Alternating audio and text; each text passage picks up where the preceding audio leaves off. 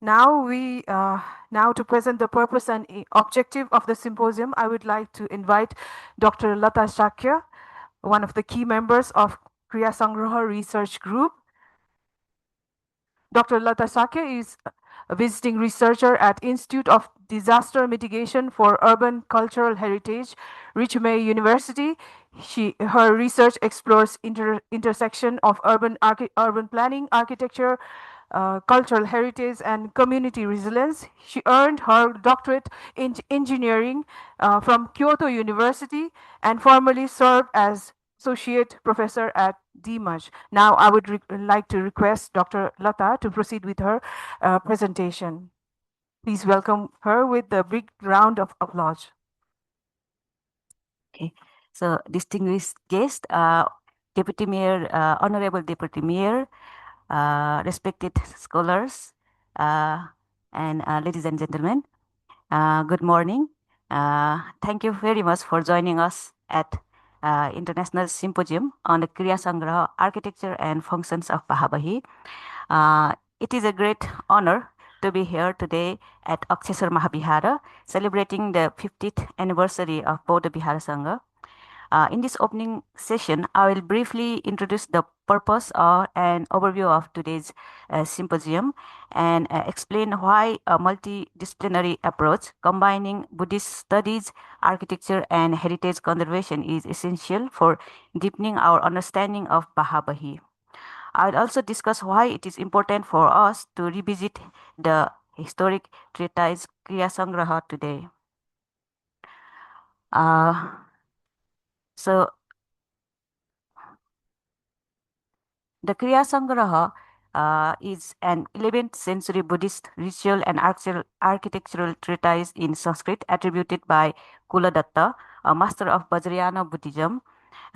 This text has served as a key reference in the construction of Baha and Bahi in the Kathmandu Valley. Before turning to the Kriya Sangraha itself, I would like to raise a basic question. Uh,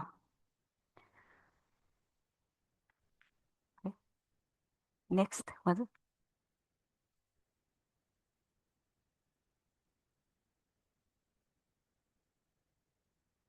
Next, please. Okay. So, how well do we really understand Baha and Bahi? We are standing in a Bahi, Tsue Putsa Bahi, a place of worship, ritual practice, and community life, and also continues today as a space for Buddhist learning. It is not only a religious space, but also a social and communal one. Yet, despite our daily use of these spaces, their deeper meaning is often taken for granted. Originally, Baha and Bahi were residential complexes for Buddhist monks managed by the Sangha, the monastic community. Baha was for non celibate monks, and Bahi was for celibate monks. While their history and ritual practices are well documented, we will uh, today we will place particular emphasis on their architectural form.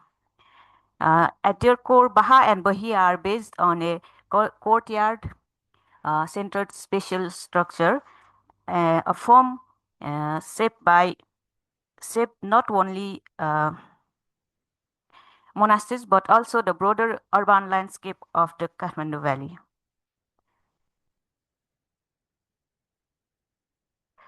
Uh, Here you see Patan Darbar Square, a World Heritage Site. Today, thousands of people visit this area, but only a few, very few number actually know that a Buddhist monastery once stood right there, right here. Uh, that monastery was later relocated to another site in order to construct the royal palace. The relocated monastery is called Hobaha. Sorry, Hobaha. Ratnakar Mahavihara. Even though the monastery was moved, the architectural style of the palace still followed the traditional Bahi architecture, especially the courtyard-based spatial structure. And uh, when we expand our view beyond the palace, to the entire old town of Patan, we can clearly see that the whole urban fabric is organized around similar courtyard structures.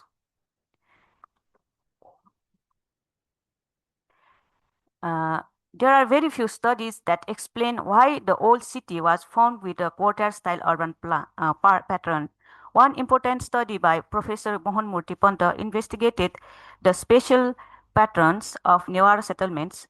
His research concluded that the layout of large residential courtyard blocks was planned and that this planning principle has its roots in Buddhist monastery traditions. In other hand, many handwritten manuscripts illustrate courtyard-centered house layouts. These drawings are thought to have been produced by scribes drawing on the Kriya Sangraha. They are preserved at Asasafukuti and by local carpenters, housemakers, uh, in both Sanskrit and later Newar scripts.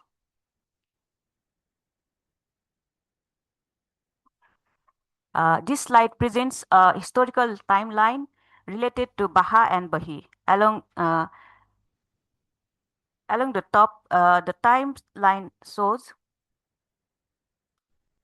uh, major historical periods from Litsabi and uh, Thakuri period through Malla period and into the Shaha and Republican periods. The Kirya Sangraha, compiled around the 11th century, is positioned here as a key reference uh, point within this broader historical uh, content. The middle section highlights institutional and social relation, separation between celibate monks.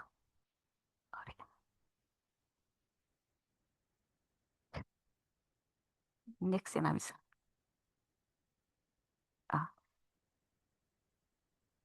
celibate monks largely disappeared from Baha and Bahi, and monastic life became increasingly ritual centered. Political context strongly influenced the development of Buddhism in the Kathmandu Valley. Baha and Bahi developed during the ancient and medieval periods, while Tibetan Buddhist Gumba and Theravada Buddhist Vihara flourished from the late Saha period onward. What we can observe here is that almost all existing Baha Bahi were uh, was sorry. Almost all existing Baha and Bahi were established after the 12th century. At the same time, the Kriya Sangraha was created in the 11th century, and we also have handwritten uh,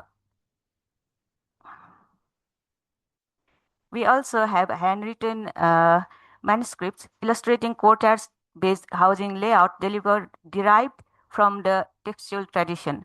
When we put these clues together, it becomes reasonable to assume that the courtyard-style settlement of Patan uh, developed uh, developed the influence of the Kriya Sangra tradition, extending beyond monasteries to the scale of residential architecture and the urban fabric. However, despite this evidence, we still lack comprehensive studies that clearly connect monastic architecture with the urban scale formation of the old city. This is why it is essential to study the Kriya Sangraha in depth, not only to understand monasteries themselves, but also the broader historical development of Patan's historic urban landscape.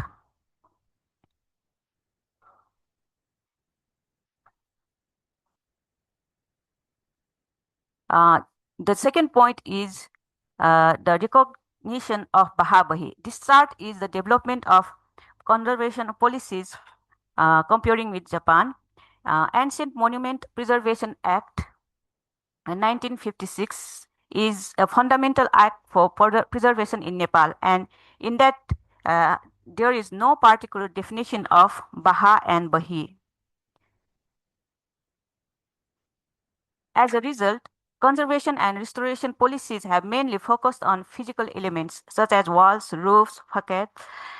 This slide shows a guideline titled Procedure Related to the Conservation, Renovation, and Reconstruction of Gumba, Bihara, and Stupa affected by the earthquake 2075 uh, and 2015 AD, which was prepared for post earthquake reconstruction. In this guideline, Bihara Gumba Stupa across the country are classified by their size and coverage, which this approach helps standardize reconstruction. It mainly addresses structural safety. Important characters of Bahabahi, such as uh, courtyard layout, traditional construction, and communal use, are not fully considered. This highlights a critical gap between general reconstruction policy and the unique historical, architectural, and cultural value of Baha and Bahi.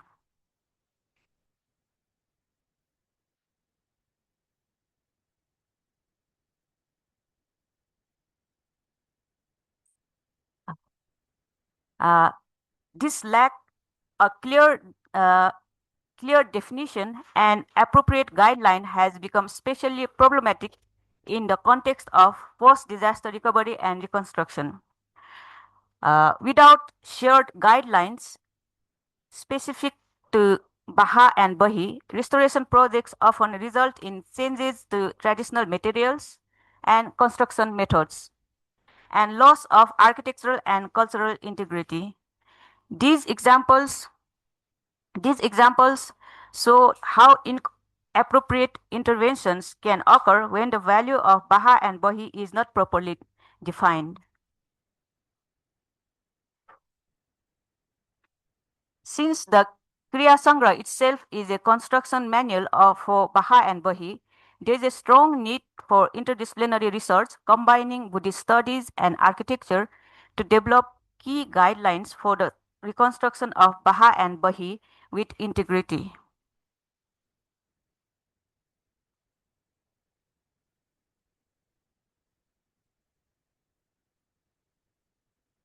With this motivation, the Kriya Sangra Research Group was established with 5 members from Japan and Nepal.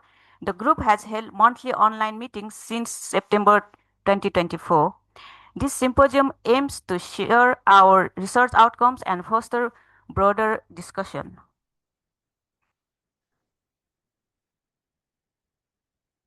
Another key issue is the transformation of Baha and Bahi and how they should be preserved.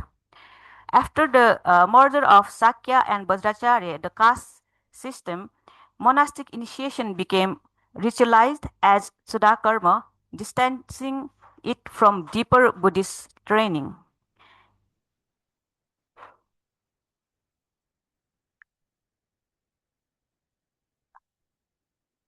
Many Baha and Bahi have lost their institutional form, although some still retain it. 4 types can be identified in the Kathmandu Valley, ranging from prototype like monasteries to courtyards shared with surrounding houses. In Patan, there are more than 160 Bahabahi and only 16 Bahabahi are prototype and remaining are combined with houses. Each Baha and Bahi has its own Sangha formed by families whose male members have undergone the Sudha Karma ritual. The Sangha is responsible for managing both ritual practices and physical structures. While some monasteries are well managed, many Baha and Bahi, particularly in Kathmandu, uh, have lost their form and identity as a result of urbanization and the migration of Sangha members. Thus, the Sangha's own understanding of the value of Bahabahi is also crucial.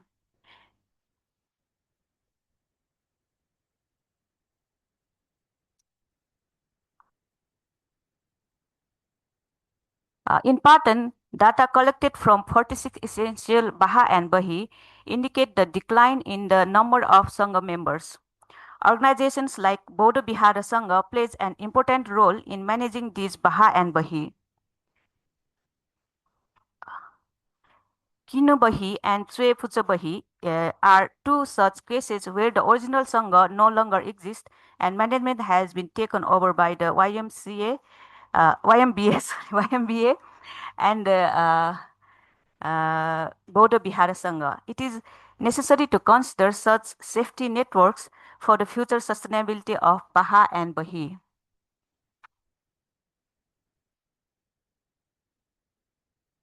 On the other hand, Baha and Bahi courtyards are used not only for religious activities but also as access routes to surrounding houses and as communal living spaces.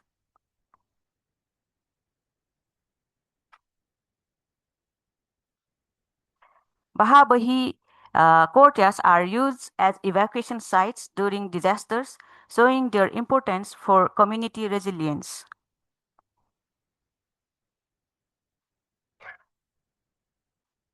Inclusively, Baha Bahi has a living heritage value which combines with tangible, means movable and immovable heritage. Baha Bahi are living heritage combining tangible and intangible values. Heritage value assessment is essential to support international recognition, tourism, and the local economy.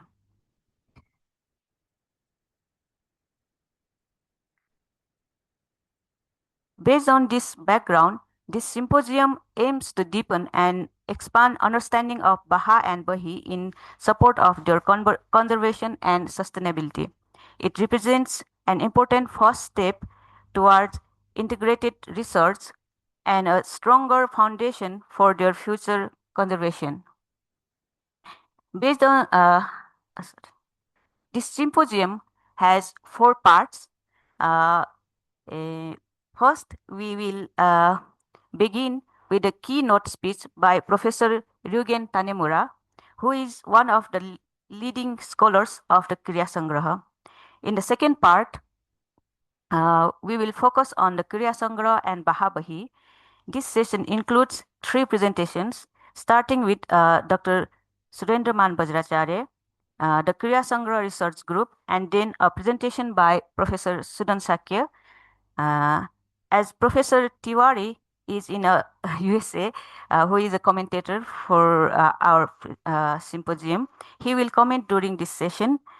And the third part turns our attention to Indian Bihara tradition from the Gupta period onward. Through presentations by Professor Taiken Kuma, Professor Abhishek Amar, and Dr. Sashi Ahlawat, we hope to broaden our understanding of Bihar architecture in a wider region context. Finally, we will conclude with a panel discussion titled The Past, Present, and Future of Baha and Bahi. We will be joined by three commentators, Professor Mohan Murthy Panta, Associate Professor Sanjay Shakya, and Lecturer Santi Sri Ratna Bajracharya. We believe this symposium will be a very fruitful symposium, and we greatly look forward to the discussions and exchanges that will take place today. Thank you very much.